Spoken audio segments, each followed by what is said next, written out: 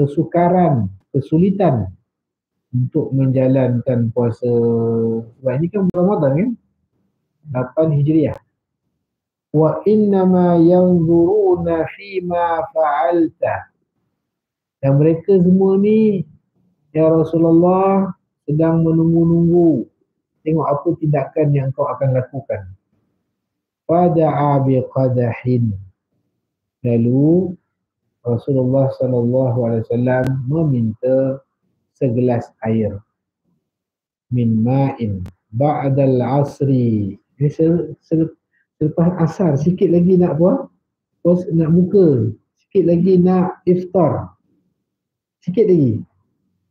Tapi sebab dah terlalu keletihan dalam perjalanan untuk Fathu Mekah itu, maka Nabi minta tadi kan, yang pertama tadi minta air, Nabi letak tinggi, tunjukkan orang semua tengok, Nabi bismillah, Nabi minum fasyariba, lalu Rasulullah meneguknya.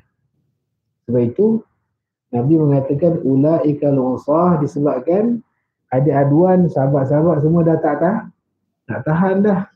Tetapi sebab tak tahan, Allah ada bagi kelonggaran, tak mau terima kelonggaran, maka dinamakan orang-orang tersebut dengan nama usah.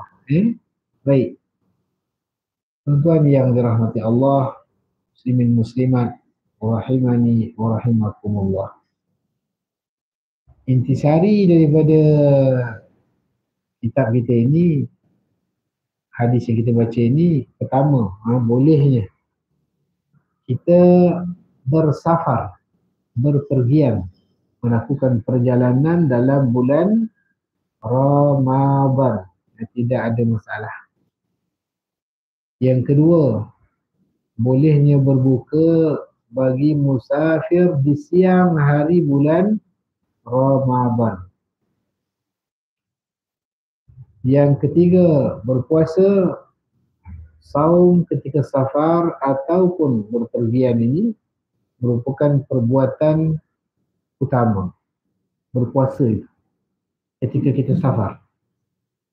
Namun jika tidak menyulitkan, dengan syarat kalau safar kita itu tidak menyusahkan kita, maka berpuasa ketika itu adalah aula, afdal, lebih utama.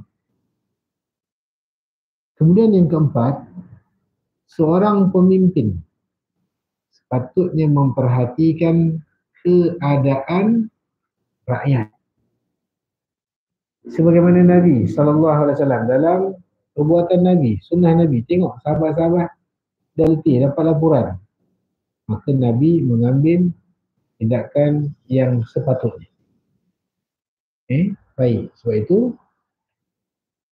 itu terhasil daripada dia memperhatikan keperluan rakyat. Dia bertindak dengan tindakan yang selayaknya. Kemudian yang seterusnya, Nabi tak tahu benda gaib. Nabi tak tahu benda gaib.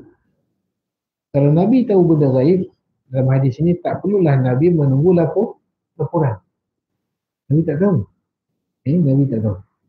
Bila dilaporkan kepada Nabi, baru Nabi tahu keadaan sebahagian sahabat yang kesulitan, yang kesukaran berpuasa pada saat safar tadi. Baik.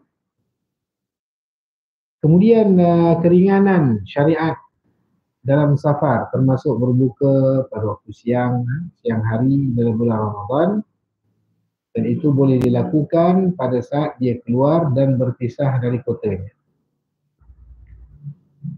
Kemudian yang ketujuh, bolehnya berperang di bulan Ramadan. Yang tak boleh perang dalam bulan apa? Zulqa'dah, ada baca Zulqa'dah, Zulhijjah, Muharram. Satu lagi? Rejab.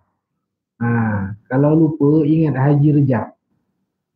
Bukan Haji Syaban, Haji Rejab. Haji Rejab tu ada seorang anak murid kita, nama dia Rejab, dia lagi haji, orang panggil dia Haji Rejab. Jadi kalau lupa bang, Haji Rejab. Lepas tu buang haji, ingat Rajab. Itulah, jangan sebut Haji Rejab lah. Orang tanya kan, Dan tadi dah cantik kan, Zulqa'dah, Zulhijjah, Muharram, Haji Rejab. Beranjat orang.